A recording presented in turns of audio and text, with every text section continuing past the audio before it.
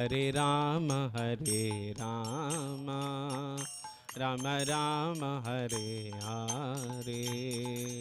हरे कृष्णा कृष्ण कृष्ण हरे हरे, हरे राम राम राम हरे हरे। हरे कृष्णा कृष्ण कृष्ण हरे हरे, हरे राम राम राम हरे हरे। हरे कृष्णा कृष्ण कृष्ण हरे हरे, हरे राम राम राम हरे हरे। हरे कृष्णा कृष्ण कृष्ण हरे हरे, हरे राम राम राम हरे हरे। हरे कृष्णा कृष्ण कृष्ण हरे हरे, हरे राम राम राम हरे हरे। हरे कृष्णा कृष्ण कृष्ण हरे हरे, हरे राम राम राम हरे हरे। हरे कृष्णा कृष्ण कृष्ण हरे हरे, हरे राम राम राम हरे हरे। हरे कृष्ण कृष्ण कृष्ण हरे हरे, हरे राम राम राम हरे हरे। हरे कृष्णा कृष्ण कृष्ण हरे हरे, हरे राम राम राम हरे हरे। हरे कृष्णा कृष्ण कृष्ण हरे हरे, हरे राम राम राम हरे हरे। जय राधा वृंदावन चंद्र राधा वृंदावन चंद्र राधे। जय राधा वृंदावन चंद्र राधा वृंदावन चंद्र राधे। जय निताई गौरंग जय निताई गौरंग, निताई गौरंग जय निताई गौरंग। जय निताई गौरंग जय निताई गौरंग, निताई गौरंग जय निताई गौरंग। जय जय गुरुदेव प्रभुपाद, गुरुदेव जय जय प्रभुपाद। जय जय गुरुदेव प्रभुपाद, प्रभुदेव प्रभुपाद। जय ओम विष्णुपाद परमहंस परिव्राजकाचार्य अष्टोत्तर शत Shrimad His Divine Grace Abhay Charan Bhakti Vedanta Swami Srila Prabhupada Ki ISKCON Samsthapanacharya Savior of the whole world Srila Prabhupada Ki Jai Om Vishnupada Nitya Leela Pravishta His Divine Grace Bhakti Siddhanta Saraswati Thakur Srila Prabhupada Ki अनंत कोटि वैष्णव वृंद की ग्रंथराज श्रीमद् भागवतम की निताय गो प्रेमनंदे हरि हरि बो। ओम नमो भगवते वासुदेवाय,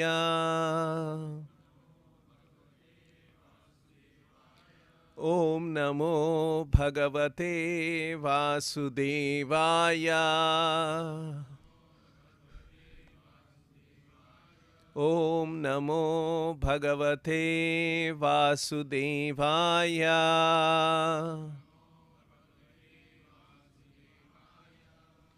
Reading from Srimad Bhagavatam, Canto 1, Chapter 15, Text number 21. Tat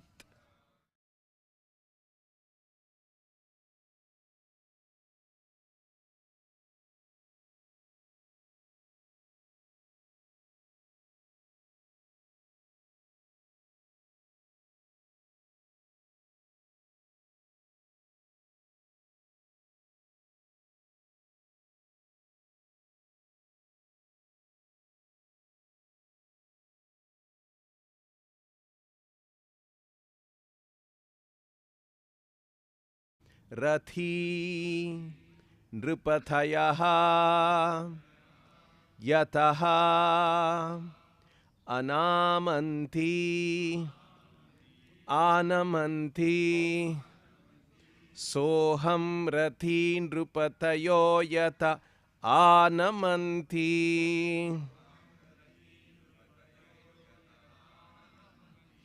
सोऽहं रथी नृपतयो यतः आनमन्ति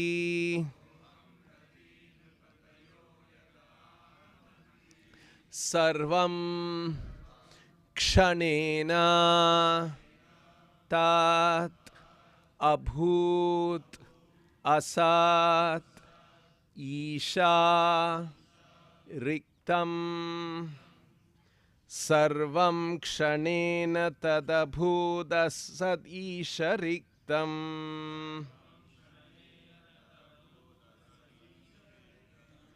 भस्मं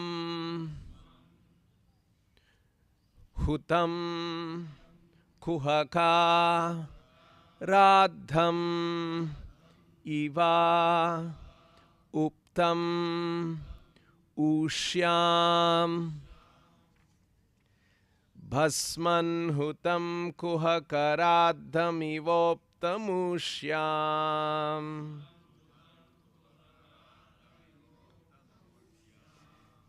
तद्वै धनुस्तैषवः सरतो हयास्ते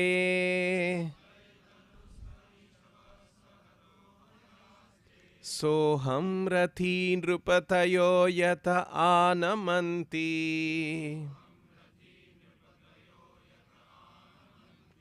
सर्वं क्षणेन तदभूदसदीश रिक्तम्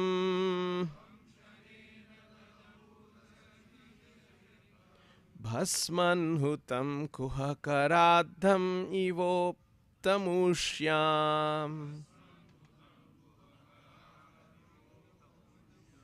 तद्वै धनुस्तैषवः सरतो हयास्ते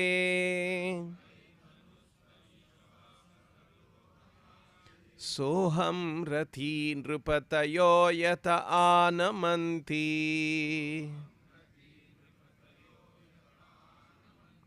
सर्वं क्षणेन तदभूदसदीश रिक्तम्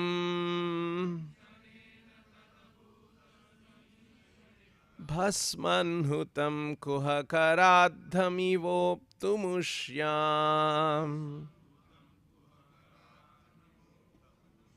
तद्वै धनुस्तैषवः सरतो हयास्ते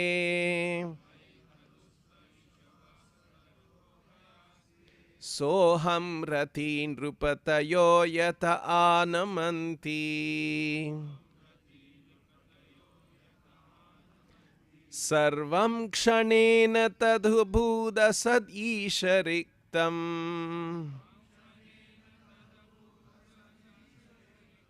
भस्मन्हुतं कुहकराद्धमिवोक्तुमुष्याम्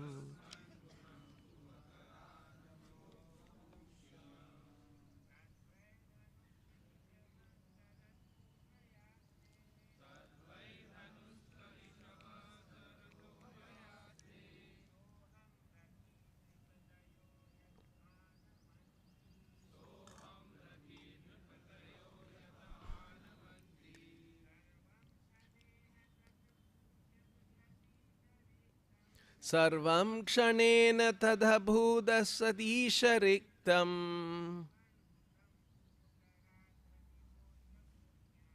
भस्मन्हुतं कुहकराद्धमिवोक्ष्याम् तद्वै धनुस्तैषवः सरतो हयास्ते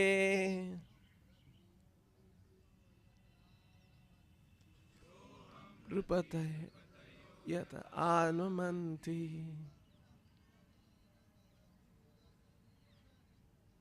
सर्वं क्षणेन तदभूदसदीश रिक्तम्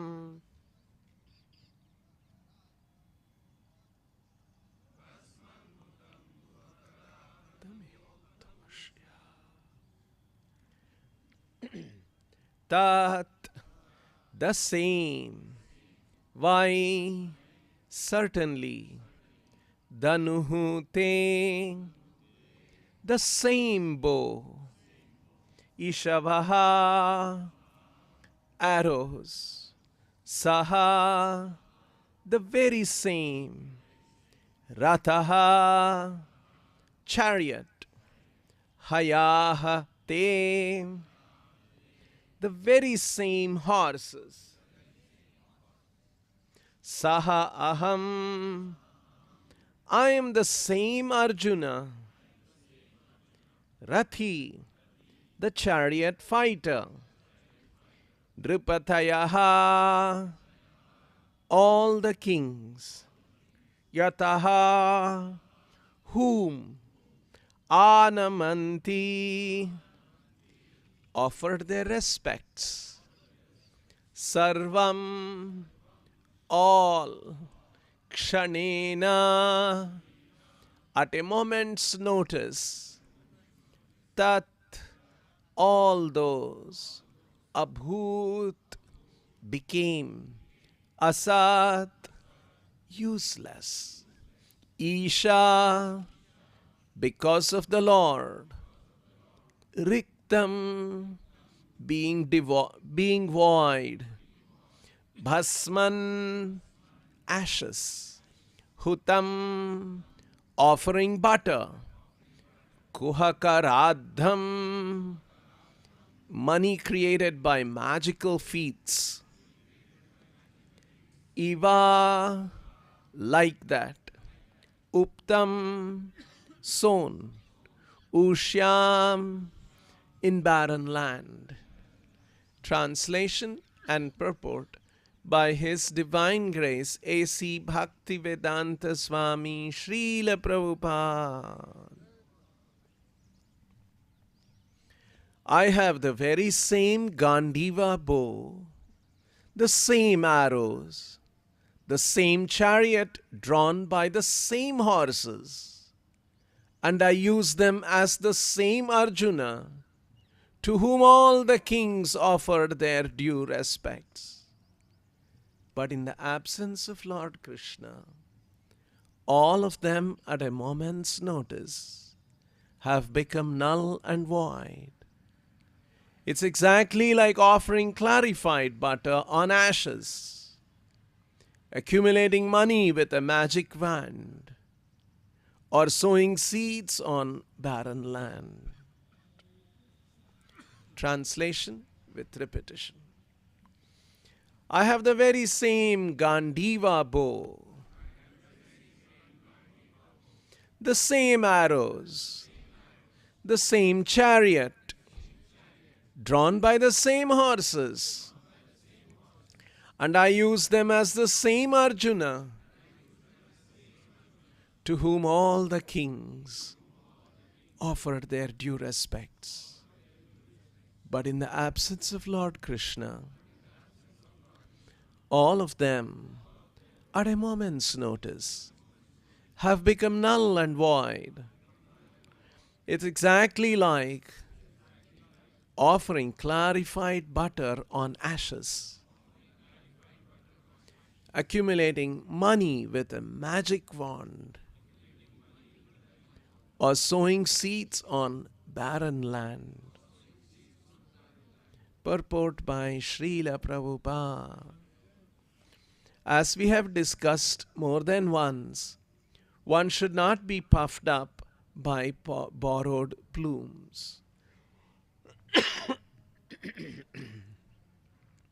All energies and powers are derived from the Supreme Source, Lord Krishna, and they act as long as He desires and cease to function as soon as He withdraws.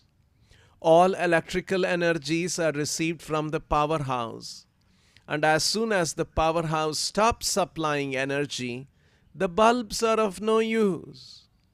In a moment's time, such energies can be generated or withdrawn by the supreme will of the Lord. Material civilization without the blessing of the Lord is child's play only.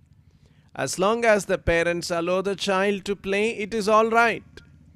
As soon as the parents withdraw, the child has to stop. Human civilization and all activities thereof must be dovetailed with the supreme blessing of the Lord, and without this blessing, all advancement of human civilization is like decoration on a dead body. It is said here that a dead civilization and its activities are something like clarified butter on ashes, the accumulation of money by a magic wand, and the sowing of seeds in a barren land. Thus ends the Bhaktivedanta purport. Om Ajnanatimidandhasya Jnananjana Shalakaya Chakshurunmilitan Ena Tasmai Shri Gurave Namaha. Nama Om Vishnupadaya Krishna Preshtaya Bhutale Srimate Bhaktivedanta Swaminiti Namine. Namaste Saraswate Deve Gauravani Pracharine Nirvishesha Shunyavadi Paschatya Deshatarine Jaya Shri Krishna Chaitanya Prabhu Nityananda Shri Advaita Gadadhara Shrivasadi Gaura Bhakta Vrinda. Hare Krishna, Krishna Krishna, Hare Hare, Hare Rama, Rama Rama, Hare Hare. This is a verse from the chapter called The Pandavas Retire Timely.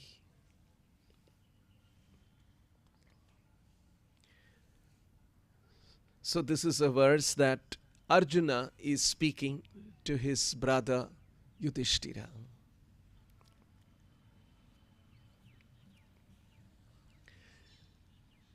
The eldest brother Yudhishthira had sent Arjuna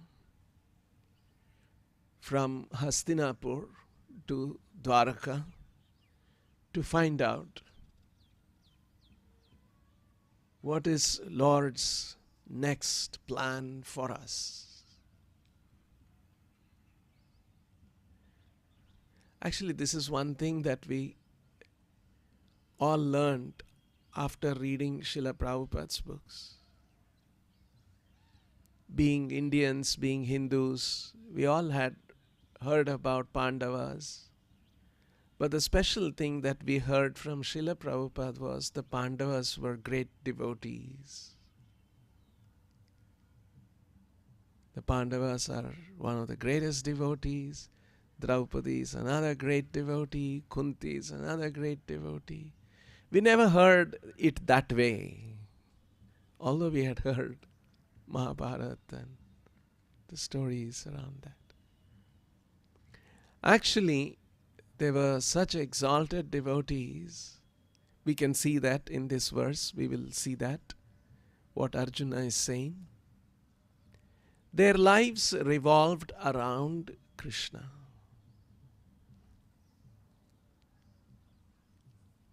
So, after Yudhishthira was made the emperor and Krishna returned to Dwaraka, just a short while passed, and Yudhishthira is once again thinking, what is the next project for us?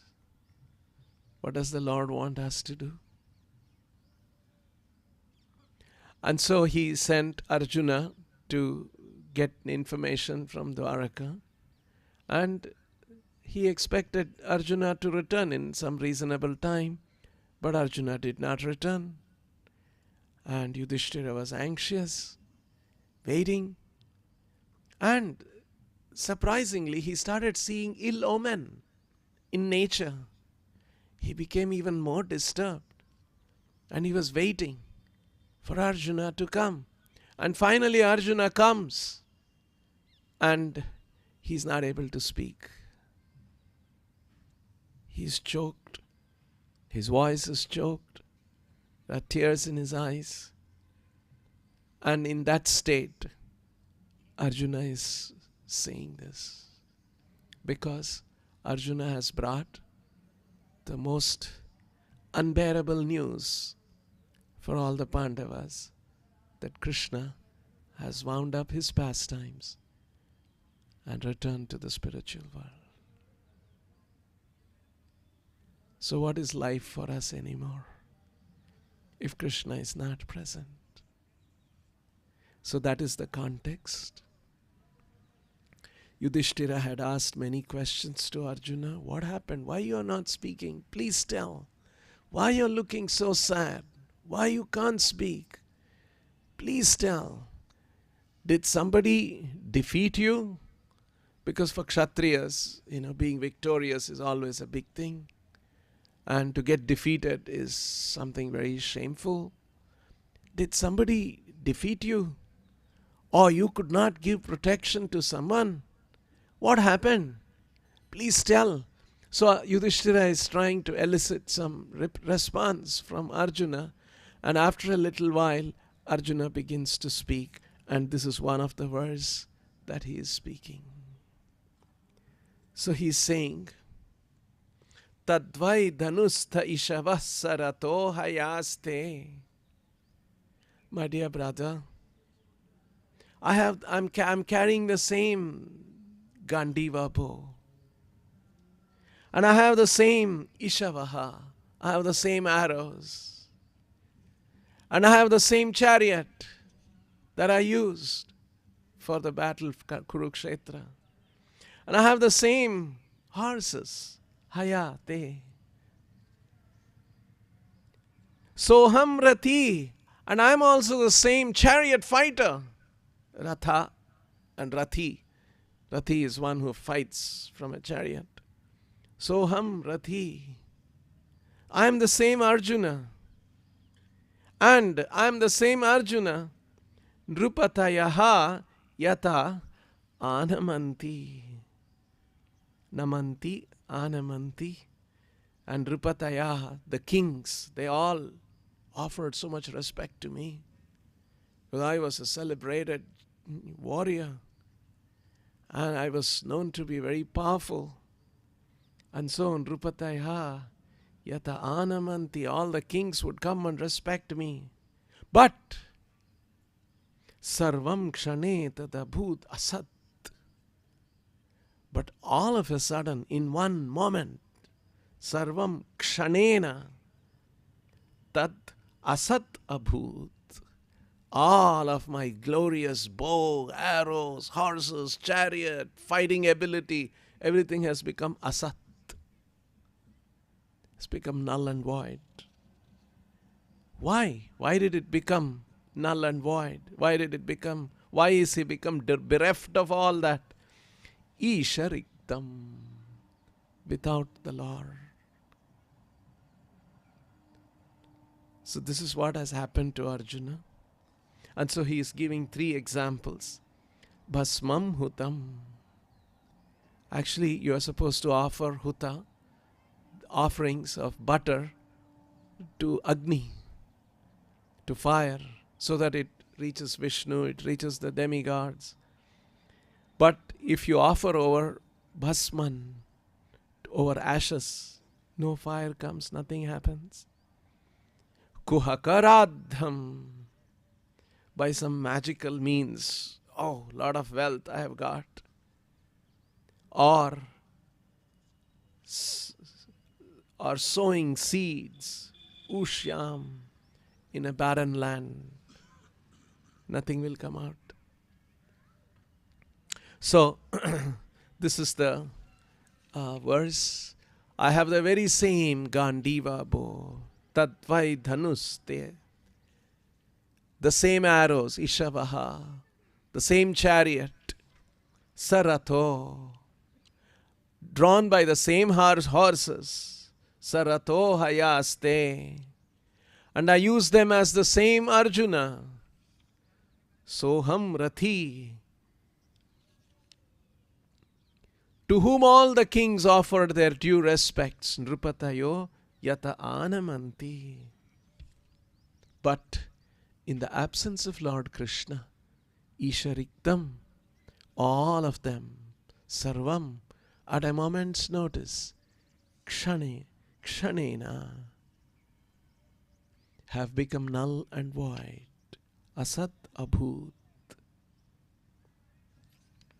It is exactly like offering clarified butter on ashes, basman hutam, accumulating money with a magic wand, kuhaka radham, and sowing seeds on a barren land.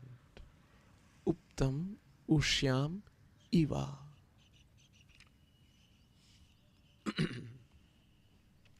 And so Srila Prabhupada begins the purport by saying that we should all be careful not to become puffed up with borrowed plumes. An expression which means that nothing, all the glorious things that we have are not ours. Buddhir buddhiyatam asmi tejas tejasvinamaham.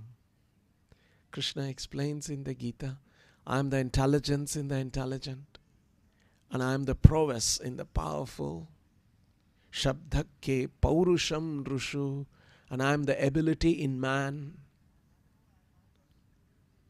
So all abilities, all intelligence, all talent, everything is coming from Krishna. And Krishna allows us to manifest that according to a certain plan he has. And so we exhibit some talent, some ability. And then people will say, oh, you're so talented. And we feel, oh, very good, it's my talent. But actually we should know that all this is actually coming from Krishna. And if Krishna wants, he can turn it off. Like yesterday when we were having the Kirtan, I'm sure you must have all experienced. And suddenly when we were coming this close to this place here, and power went off. Right? The singer could be a very good singer. The microphone, amplifier, all one of the best things, imported thing or whatever we have got. But power went off. A nice tune I was trying, but no one can hear. So, in the same way, actually we do not realize how much Krishna is thickly involved in every one of our lives. I'll give another example. Like say for instance, sometimes it happens, we organize festivals and temples in all of us have devotees know this. Sometimes the main cook doesn't come. He's a main cook and he's the one who cooks very well. And he's the one who makes the magic and everyone says, oh, it was so good, prasadam was so good. And sometimes, oh, prasadam, no, rice was overcooked and this was not okay. That's not. So many complaints. We experience this. And then why? And then we say, the main cook did not show up. He was not well. And so only the assistants were there and somehow they did something and it didn't come through. So it's the presence of the main cook and he coordinates everything and then everything falls in place and you'll have a nice feast everybody will be happy with.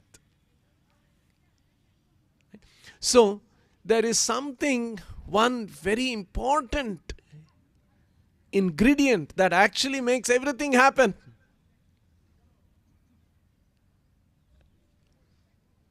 In the same way, in every one of our lives, in every situation that we are going through, something comes through, happens well.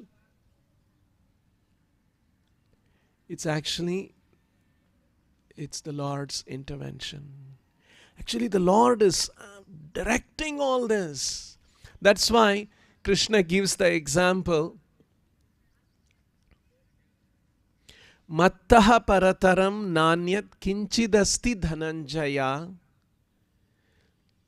mayi sarvamidam protam sutre manigana iva. Krishna is saying that there is no principle, there is no truth, there is no reality higher than me. And everything rests on me just like the pearls strung in a necklace.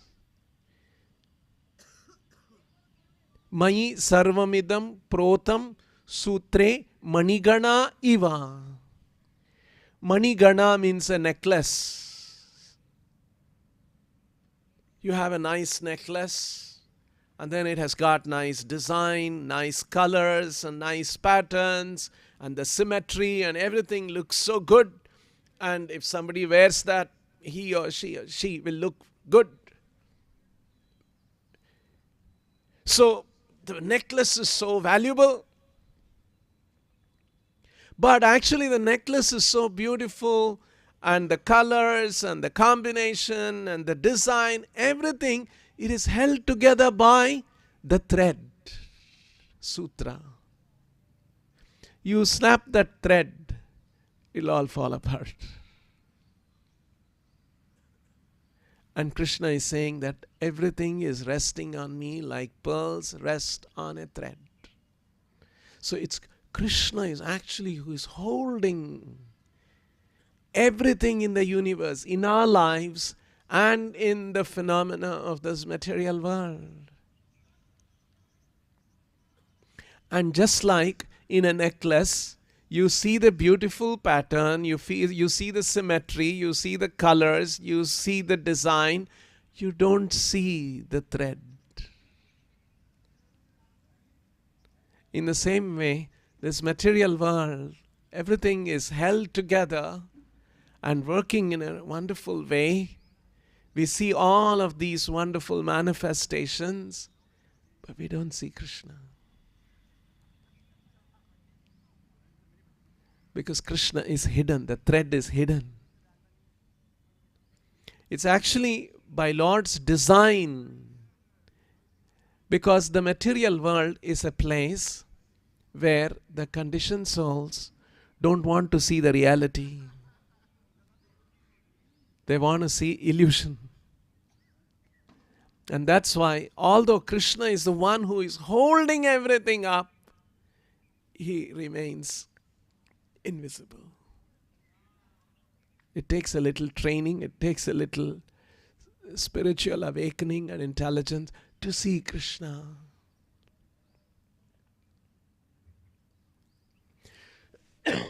So something like that Arjuna is expressing here. I was so powerful, my bows and the arrows and my chariot and my horses and my prowess as a warrior, and all the kings paid their respects to me. I was having all of that, but that suddenly I'm bereft of all that because of Ishariktam, because the Lord has withdrawn it. Krishna had empowered the Pandavas, Arjuna, because he had a certain mission. And now Krishna was gradually winding up all his different arrangements that he had made. And so Krishna had withdrawn the powers from Arjuna. And gradually Krishna was winding up all the different things that are happening when he was present.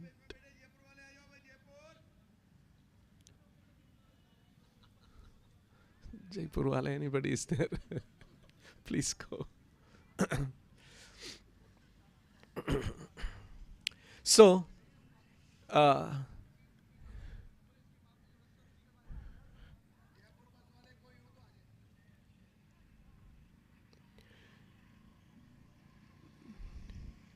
actually, this is the reality.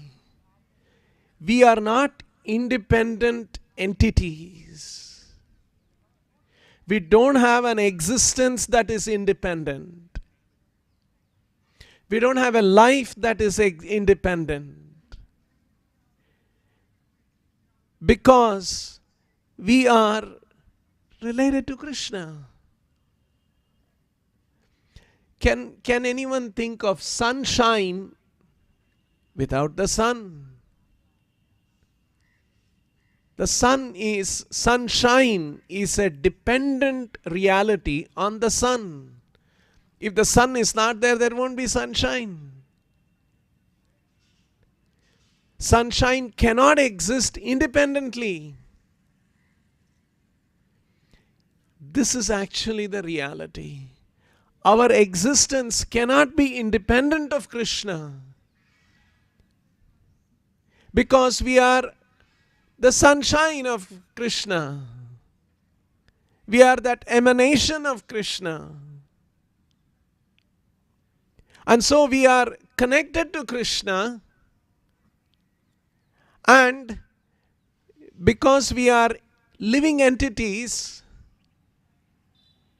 we have to understand what is our relation and what is the Lord's intent for me.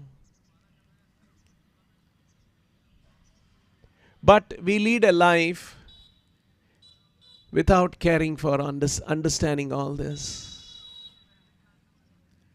We lead a life, we have our own plans for our life. This is what I must accomplish, this is what I must achieve, and so on.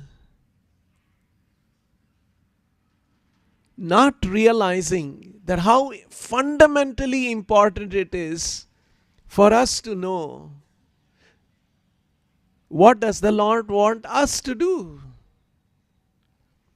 Like, say for instance, suppose you are in a company, you are working in a company, and they are giving you a good salary, and they are giving you good facilities, housing, car, maybe few all those kind of things. They have given you a laptop, they have given you a mobile, and they are paying the mobile charges. You are using all this. You have an obligation. What does this organization where I am working, who is providing me all these things, what do they want me to do? Of course, the company, when they give you all that, they'll also make sure you know, and they'll probably monitor you too. So imagine you take all the salary and the office and the car and all the benefits, and then you're doing your own business or your own thing. Very soon the company will figure out and then ask, hey, what's going on? There's some disciplinary action. Something may come. Because when you are taking all of this from the company, it's your moral and ethical duty to understand why they have given me and what they expect me to do, and act according to that. You can't remain independent and take all the benefits of the company and not do what your company, your employer expects you to do. In the same way, if you see, we come into this world, Krishna has created this world. He has created the sun, the moon, the earth, the air, and innumerable things, which water and everything that we every day depend on. We take all of these things. Should we not know what is Lord's intent for providing all these things to me?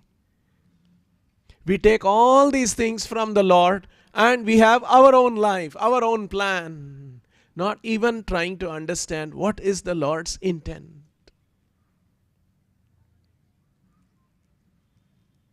So actually we have to live a life connected with the Lord. But we lead a life, Ishariktam life we are leading.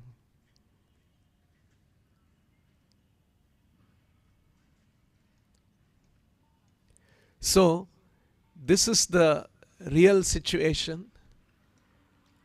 And if at all we try to understand God in the form of religion and religious teaching, we want to seek the blessings of God so that I will succeed in my plans. You see, this is the general conception of religion. I have my plan, I have applied for this job, I am doing this course, I have to get good marks, good grades, I have to get a good job and I have this thing. And so I go to a temple and I worship so that I get the blessings of the Lord, so that I will succeed in these things. So this is a general conception of religion, not bad. At least we are going to God, asking for the blessing. At least there is a recognition and an acknowledgement of God. But this is considered a very preliminary aspect of religion.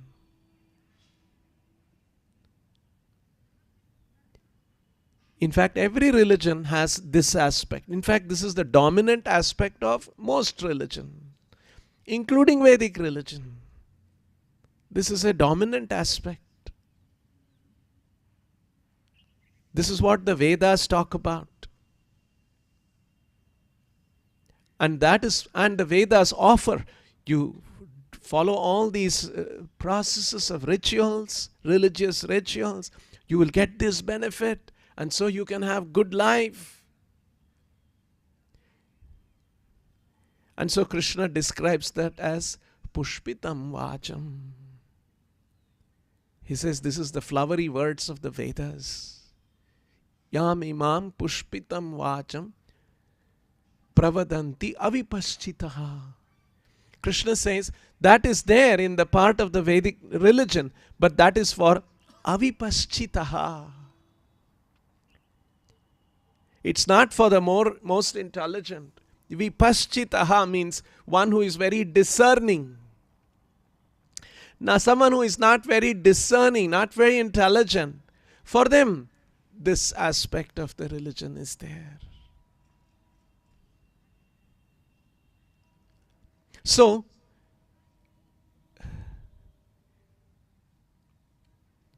the Bhagavatam and other the advanced parts of the Vedic literature is not about taking God's blessing to fulfill my desires, but to understand God's desire for me. This is a big leap of a religious understanding. So, the first portion of the religion where you seek God's blessing for my plan, that's known as the Karma Kanda portion of the religion. That's there in every religion also. But that's a preliminary stage. A more introspective, deeply thinking person must ask, why does the world exist the way it is? Why do I exist? Why does the sun, why does the moon, why does the universe exist?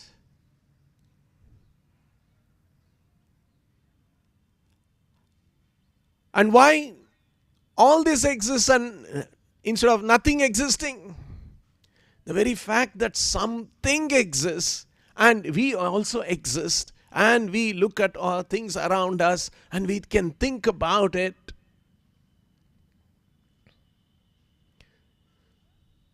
So, for someone who is more thoughtful, and that is why the Shastras say, the Vedanta says, we should become thoughtful, especially in the human form of life.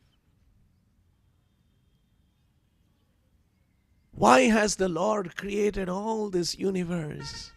Just that I live for some number of years and have some good job and have some wife, children, family, and then get old and then die. That's it. And this is happening everywhere. You not only even in human beings, even in subhuman species, this cycle goes on. And my life also will go away. And I have seen my parents, my grandparents, my ancestors, so many, our history is full of these kind of things. They also lived, they were born, they grew up, they got some kind of an education, they got some job, they had a family, they maintained their family, and they got old, they had their house, and then they became very sick and they died. And same thing is going to happen to me also. And we see that unfolding in front of us. So what is the purpose of all this? This kind of a thinking should be there. And there are Vedic literatures to help us understand why all this exists. And then the Shastras, the Bhagavatam teaches that we usually see the universe from our perspective. Isn't it? That's the way we look. Hey, I am there, the sun is there, the moon is there. We see from our perspective. But actually the reality is that there is all these things, and I am one of the innumerable living entities.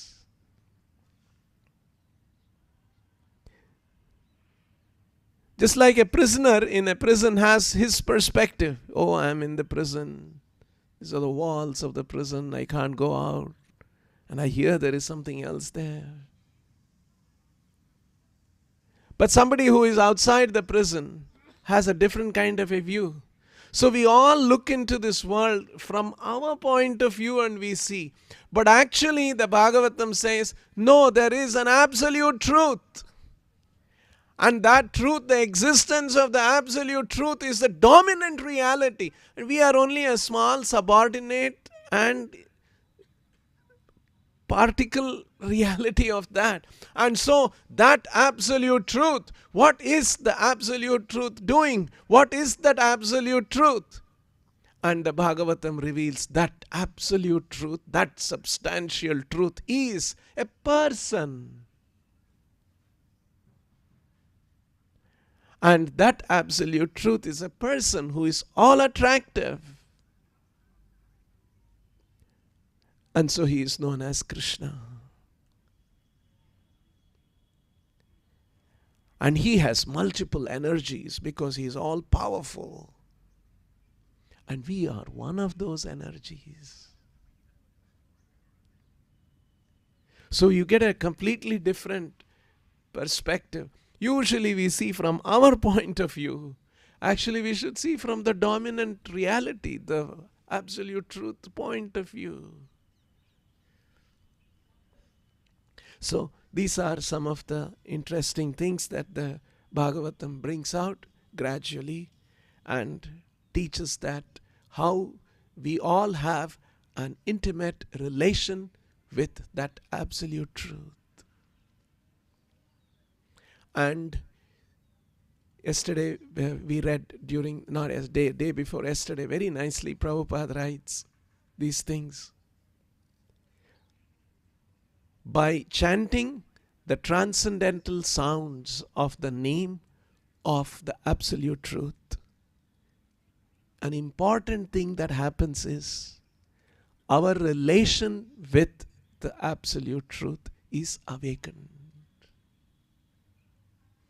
And that's what is happening. We chant Hare Krishna, and by chanting, it's not an ordinary sound, it's a spiritual sound, it's a divine sound. And by chanting and hearing, what happens is our consciousness, our relation with the Lord that exists is awakened.